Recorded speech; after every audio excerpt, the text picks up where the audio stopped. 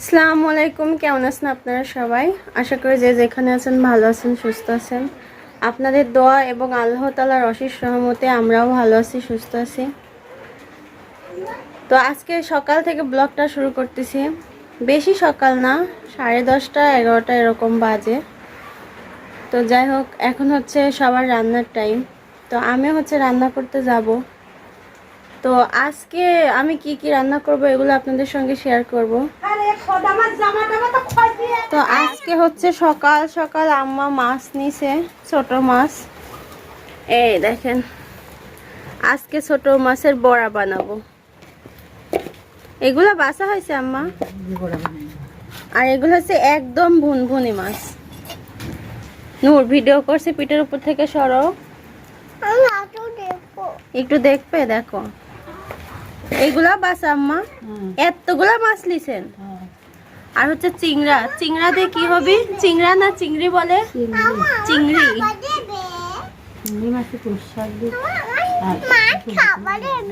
হ্যাঁ, তোমাকে মাছ খাওয়া দেবো। তুমি কি মাছ খেতে পারো? কাটা।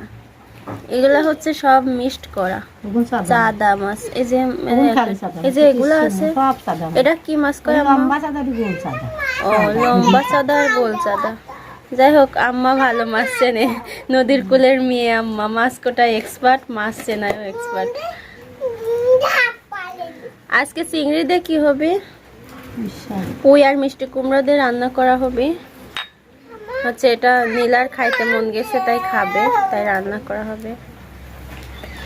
কি হয়েছে তোমার? তুমি কি মাছ খেতে পারো?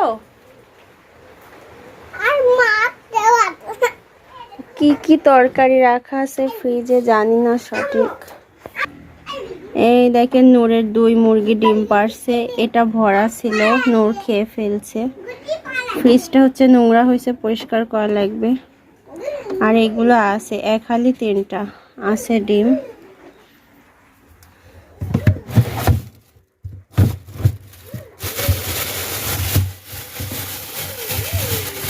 এটা কি বেগুন? মিষ্টি কুমড়ি কই আম্মা?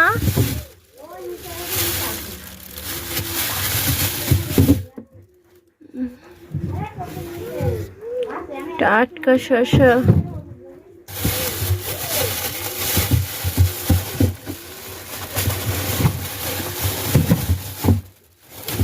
আল্লাহ, বোটা ছিঁড়ে গেল। ইয়া বড় লাউ আনছে, এত বড় লাউ।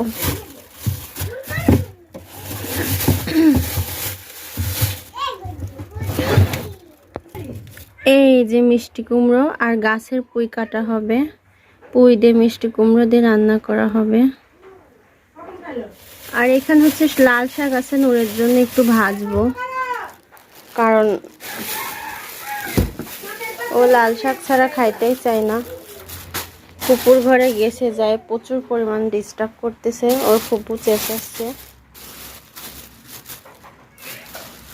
শাকগুলো অনেক টকটকা ছিল আজকে না। তো আজকে হচ্ছে সকাল থেকে আমাদের এদিকে বৃষ্টি হচ্ছে, আবহাওয়াটা অনেক খারাপ। তারপরেও আমরা সবাই অনেক দুশ্চিন্তার মধ্যে আছি। দোয়া করবেন সবাই। আমাদের এদিকে নাকি পানি বাড়বে, খবরে বলতেছে। অনেক আতঙ্কের মধ্যে আছি, আল্লাহ জানে কি হতে পারে। সবাই দোয়া করবেন। এই জন্যটা আজকে আবহাওয়াটা আপনাদের সঙ্গে শেয়ার করা। অনেকে আছে আমাকে বলে আমি নাকি ভিডিওতে কথাই বলতে পারি না। তারপরে সব কিছুই শেয়ার করাটাই বেটার আমি মনে করি। তো এখানে হচ্ছে সেদিন দেখছিলেন যখন গাছগুলো ছোট ছোট ছিল, আমার শ্বশুর জাংলা দিছিল, নতুন জাংলা। তো তখন হচ্ছে পুঁই এতটা হয়েছিল না। আর আজ কয়দিন বৃষ্টি হওয়ার কারণে তাড়াতাড়ি বাড়ছে, তাই না আম্মা? তো আম্মা হচ্ছে পুঁইয়ের শাক কাটছে। আপনারা সবাই জানেন আমি আমার শাশুড়িকে ভিডিওতে আনি না, এই জন্য দেখাতে পারতেছি না। এই দেখেন কত বড় বড় পুঁইয়ের শাক হয়েছে। এই দেখেন, একটু ক্যামেরাটা এমন করে দেখাই। এই দেখেন, জাংলা ভরে গেছে পুঁই শাক হয়ে। তো আজকে পুঁই শাক দিয়ে মিষ্টি কুমড়ো দিয়ে চিংড়ি মাছ দিয়ে রান্না করা হবে। নীলা খাইতে চাইছে। আর কাটবেন? কাটেন আর 2-3টা ডাটা।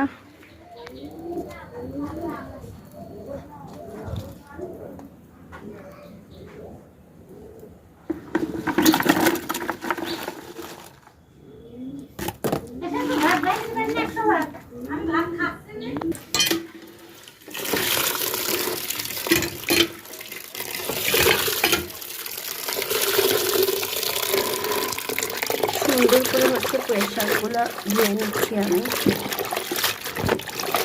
কারণ পুঁই শাকে অনেক বালি থাকে এই জন্য।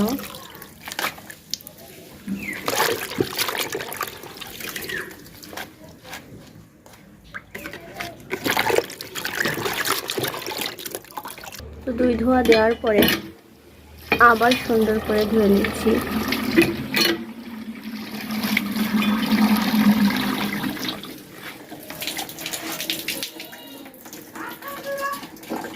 ব্যাস হয়ে গেছে আমার ধোয়া। তো সব কিছু সুন্দর করে ধুয়ে নেওয়া হয়ে গেছে। এখানে আমি মশলাটাও বেটে নিয়েছি, আর এখানে কিছু নিয়েছি চিংড়ি মাছ, এগুলাকে এখন ভাজবো।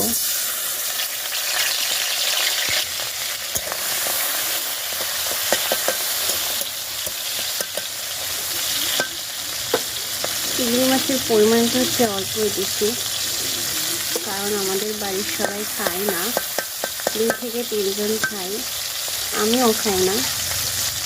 তো হালকা করে হচ্ছে ভাজা শেষ, এখন মশলাটা ঢেলে দেব। আচ্ছা,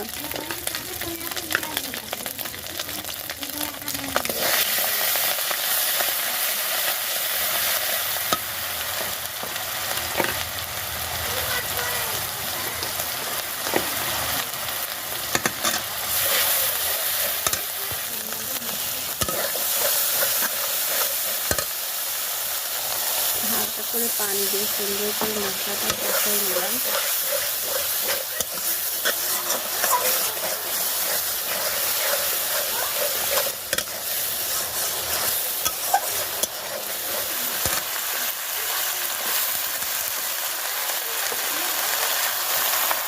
তারপরে এবার তরকারিগুলো দিয়ে দিলাম, সুন্দর করে কষিয়ে নেব।